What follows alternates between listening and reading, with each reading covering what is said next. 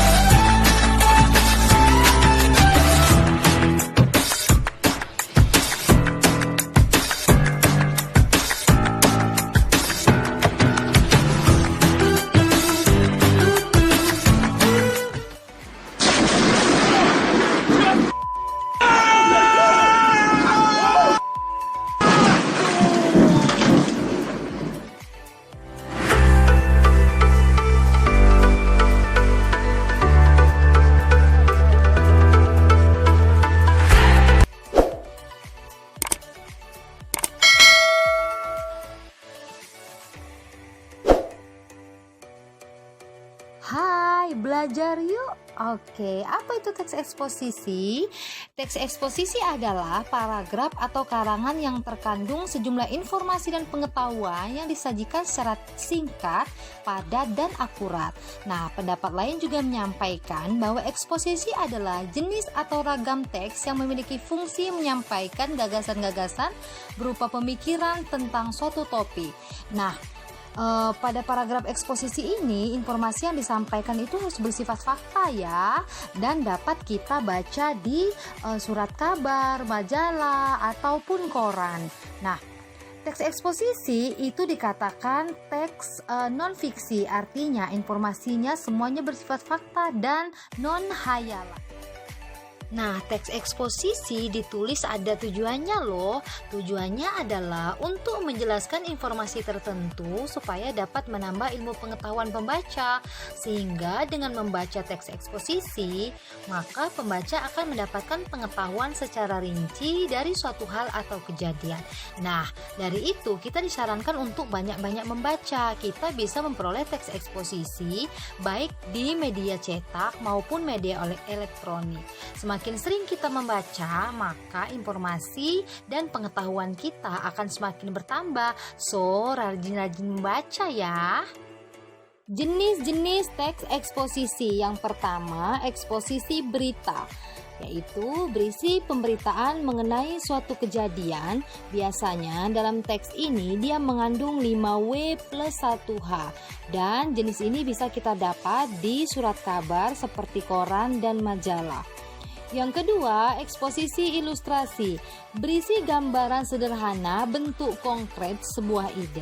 Nah, penulisan ini biasanya menggunakan frasa penghubung seperti ilustrasi berikut ini, dapat diilustrasikan seperti dan bagaikan.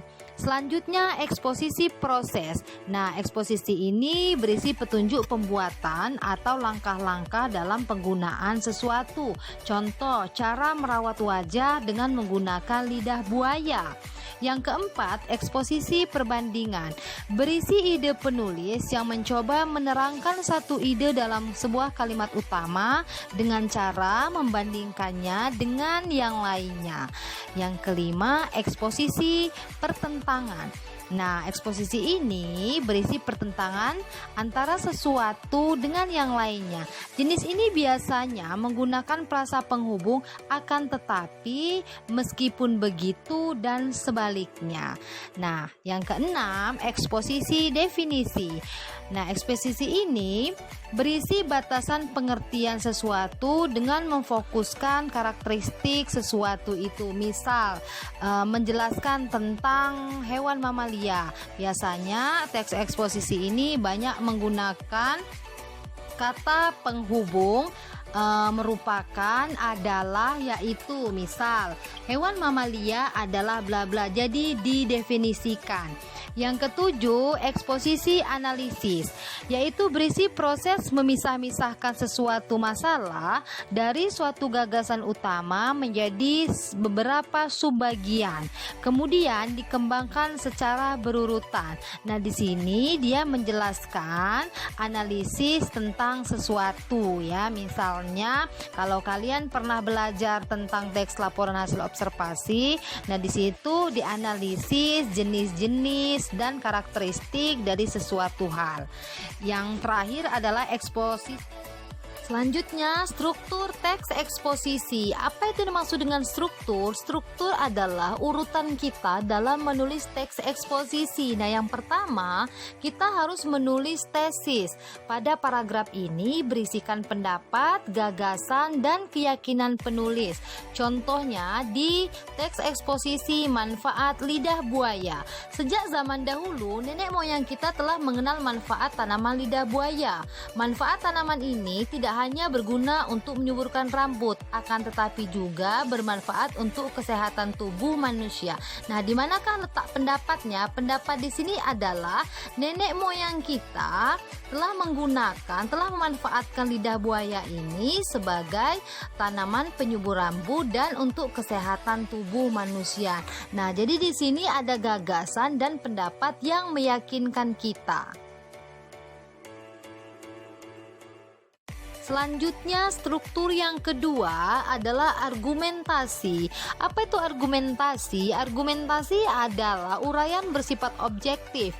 Berarti ia harus berisikan pendapat. Pendapat dari siapa? Tentunya pendapat dari orang-orang yang ahli di bidangnya dong. Nah, di sini di bidang pengobatan. Nah, para peneliti mengungkapkan banyak sekali manfaat yang terdapat dalam tanaman lidah buaya. Contohnya, di bagian tertentu bisa dijadikan sebagai obat yang sangat baik untuk mempercepat proses penyembuhan. Lidah buaya dinilai sangat ampuh untuk mengobati bekas luka. Nah, kenapa kita harus mempercayai itu? Karena tanaman lidah buaya ini sudah diteliti orang yang memang ahli di bidangnya. Struktur yang ketiga adalah penegasan ulang. Di bagian penegasan ulang ini berisikan kesimpulan, saran, ajakan, dan penutup. Contohnya, sudah sangat jelas lidah buaya tidak hanya bermanfaat sebagai ramuan untuk menyuburkan rambut, akan tetapi bisa dijadikan sebagai makanan alami yang sangat menyehatkan.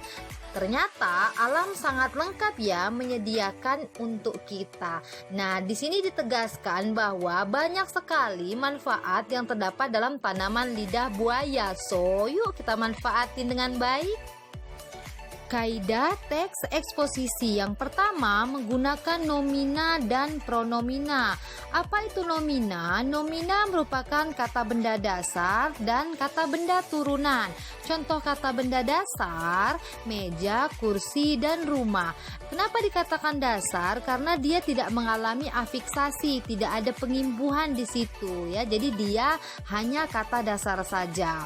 Yang kedua, kata benda turunan. Contohnya permainan, ya, dan lain-lain. Nah, kenapa permainan dikatakan kata benda turunan? Karena sebelumnya dia bukan kata benda, dia kata kerja, yaitu dari kata main. Main adalah kata kerja. Selanjutnya, pronomina merupakan kata ganti yang dipakai mengacu pada nomina lain. Contoh, ada banyak jenis pronomina ya. Ada pronomina persona seperti saya, kamu, engkau, dia, dan mereka. Yang kedua, pronomina petunjuk. Nah, ini menunjukkan ya letak atau posisi. Biasanya menggunakan kata ini, itu, sini, situ, di sini, dan di situ. Yang ketiga, pronomina penanya atau kata ganti penanya. Dia menggunakan kata tanya seperti apa, di mana, siapa, dan mengapa. Yang kedua, menggunakan kata leksikal seperti verba, adjektif, dan adverbia. Nah, yang pertama verba. Verba itu kata kerja. Ada verba dasar seperti mandi, pergi, dan main. Ada verba turunan, berarti dia sudah ada imbuhan. Perbaiki dan menari, imbuhan per dan imbuhan me. Yang kedua, adjektif atau kata sifat. Contoh kata sifat, cantik, tampan, dan susah. Kata leksikal yang ketiga adalah adverbia atau kata keterangan. Berlaku untuk jenis keterangan apapun seperti keterangan tempat, keterangan waktu, keterangan keadaan dan sebagainya. Contoh tadi malam, hari ini, besok dan lain-lain.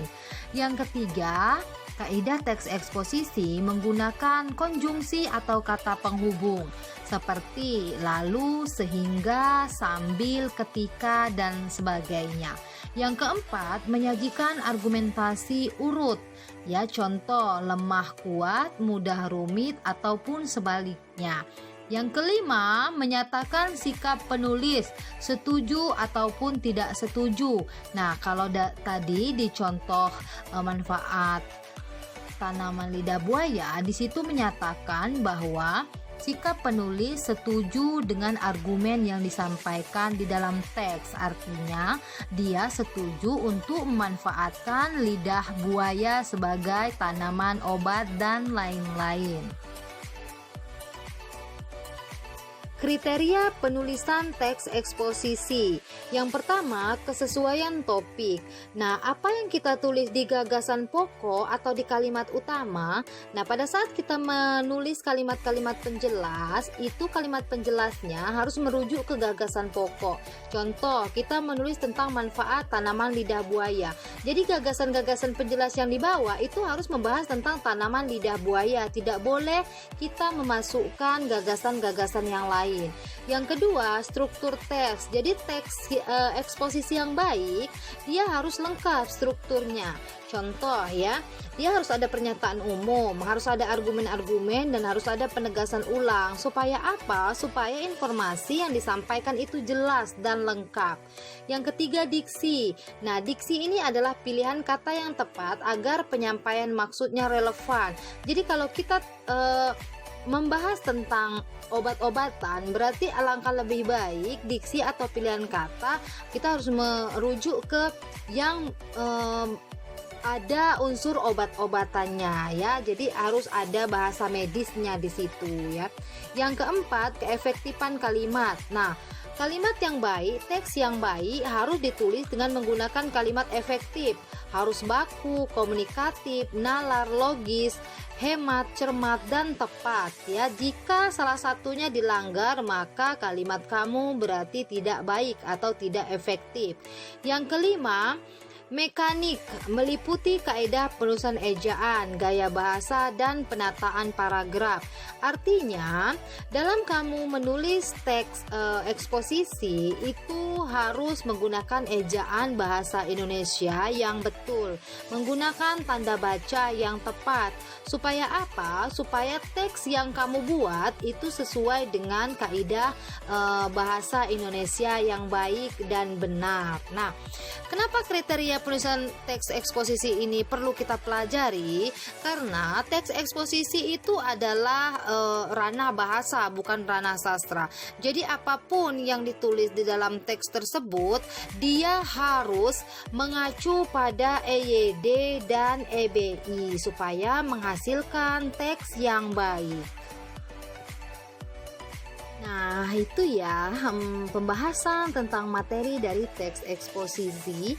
Semoga apa yang disampaikan bermanfaat untuk pembelajaran kalian dan pembelajaran kita semua. Terima kasih dan jangan lupa like and subscribe. Bye. Sampai jumpa di channel berikutnya.